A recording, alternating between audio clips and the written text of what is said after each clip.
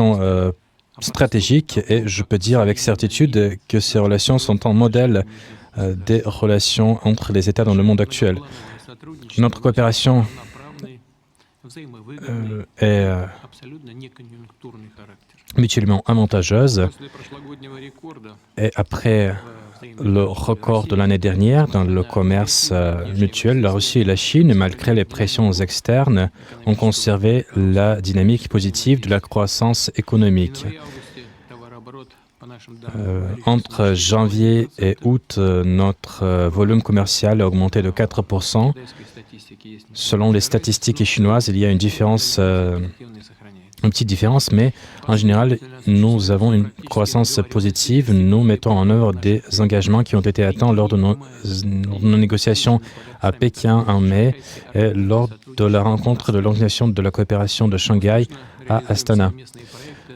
Nous réalisons de nombreux projets communs dans le domaine de l'énergie, dans le domaine du transport, dans le domaine de l'agriculture et dans d'autres domaines. Et ici, dans la République de Tatarstan, nous avons créé un nouveau centre logistique qui porte désormais le nom d'une personnalité publique chinoise.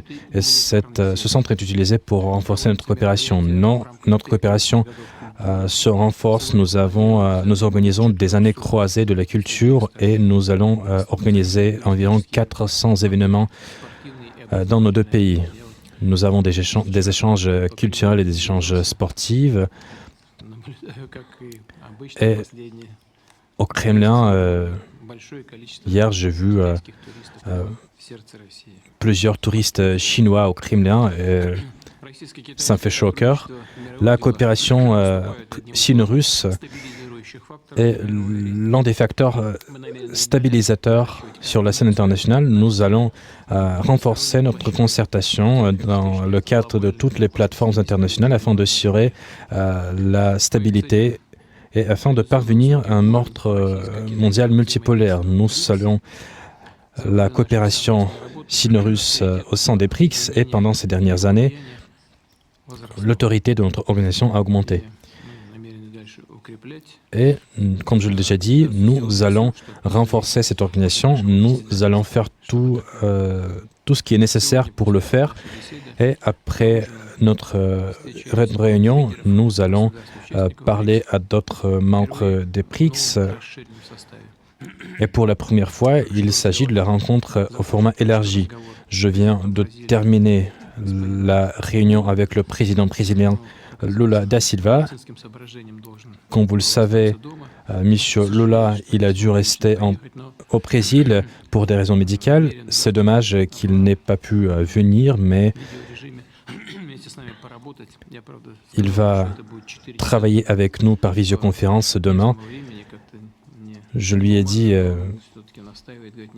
qu'au Brésil, il sera 4 heures du matin, mais il va participer quand même à la conférence et je transfère mes meilleurs vœux au président brésilien. Et je suis ravi de vous rencontrer aujourd'hui avant le sommet, d'aborder l'agenda mondial. Je vous remercie d'être venu en Russie. Bienvenue.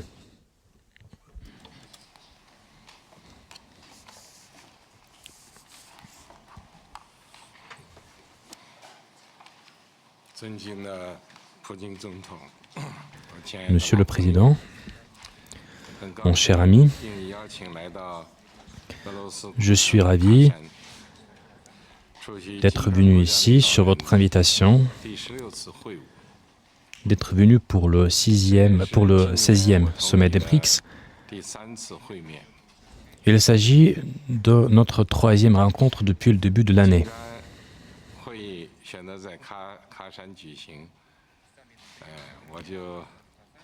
Le sommet des BRICS a lieu dans la ville de Kazan.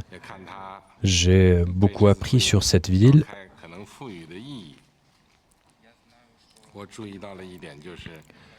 Et je sais que ce sommet revêt une importance particulière. Et il y a 400 ans, la grande route de soie passait par cette ville. Les marchands chinois Ils vendaient leur thé en Russie en utilisant justement cette route de soie et je me réjouis de l'état de nos relations. Ces relations qui ont passé par une épreuve du temps, nos relations se sont développées et aujourd'hui nous avons pris le bon chemin. Nous basons nos relations sur un pied de la non-confrontation et à cette nouvelle époque, Monsieur le Président, nous attachons une importance particulière aux relations russo-chinoises et nous surveillons le renforcement de ces relations. Nos deux pays sont attachés à l'esprit du bon voisinage et de la coopération multilatérale ainsi que de la coopération mutuellement avantageuse. Nous renforçons sans cesse notre coopération et notre coopération pratique dans tous les domaines. Et cela donne un nouvel élan à la modernisation de nos deux pays. Et cela contribue certainement à la prospérité de nos deux pays et à la préservation de la justice mondiale. Nous observons une transformation sans précédent aujourd'hui et le monde connaît de graves perturbations, d'importantes perturbations, mais je suis convaincu que la Russie et la Chine doivent coopérer, que la Russie et la Chine doivent se soutenir et la Russie et la Chine doivent renforcer leur amitié de longue date. Les BRICS, je pense, est l'une des plateformes les plus importantes visant à parvenir à un monde multipolaire et à aider les pays en développement.